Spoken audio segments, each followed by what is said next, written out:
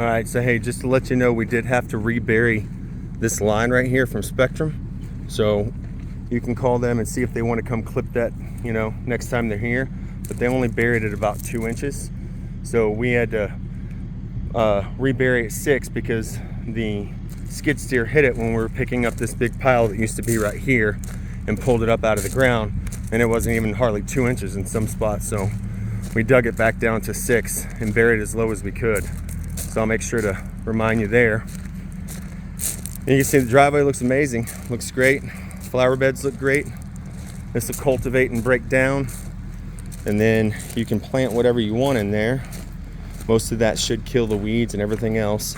I do still have the doors. I hadn't returned them yet because I hadn't gotten the invoices and receipts for that. So, let me stop right here. The plumber was talking about coming right here and running off of the cold water off the water heater and creating that Y split and then dropping it right here on this spigot so that you'll have water at the front of the house. And then obviously over here on this side,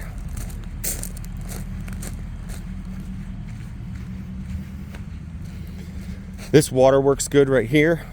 And so what he was talking about, and him and I talked about, was running the Y off of this one, bringing it around. He's gonna have to trench down outside of this flower bed and then coming over here. And instead of running to the opposite side, because that's the one that's gonna be really hard to get to, it's almost impossible because you'd have to trench all the way around the concrete, or maybe he could get underneath there. So it's an option, but the best option is this used to be a spigot at some point, and he can drop it right there. So now you'll have one that will cover all of this. The one on the side will cover all of the front and all over here. This one will cover all of the back over here. And so we started a trash pile. We are completely full.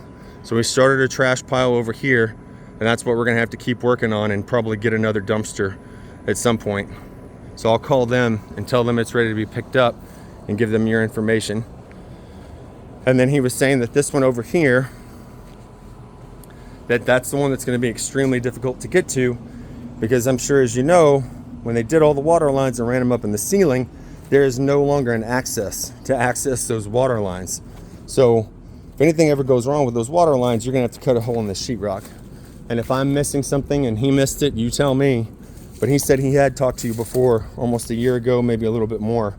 And he just didn't want to do the job, I guess. But now that he knows you have a permit and everything's good, he said he would do it.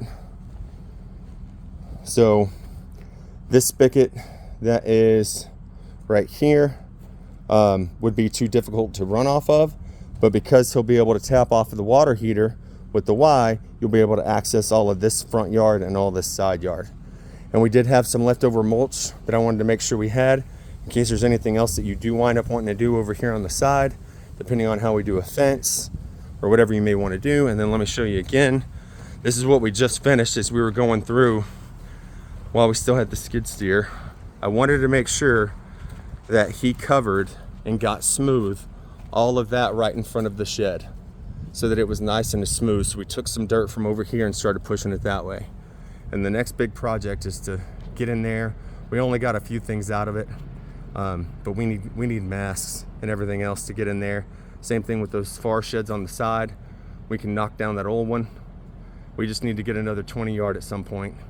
We can get all of that. I've got some metal, all the metal and fencing collected over there in case you want that. So it's all looking great, really happy with it. It's gonna take some time, and there's some more money you can spend if you want to add different rock features right here and in the front yard. If you want to come in here with a top layer of soil and lay some winter seed so that some good grass grows in here before any weeds have a chance to do it. And then obviously we got to figure out the tree situation up here. So that's what I've got for you so far today. And we got here, I got here at about 7:45 and started working on getting these beds ready. And they dropped the materials right at 9. And then we started getting all this done. So same thing in the front yard here. If you want to grade it, you can grade it, come in with some more soil, drop some winter rye so the weeds don't grow. And then the same thing over here on the side. And then we'll get this removed for you as well.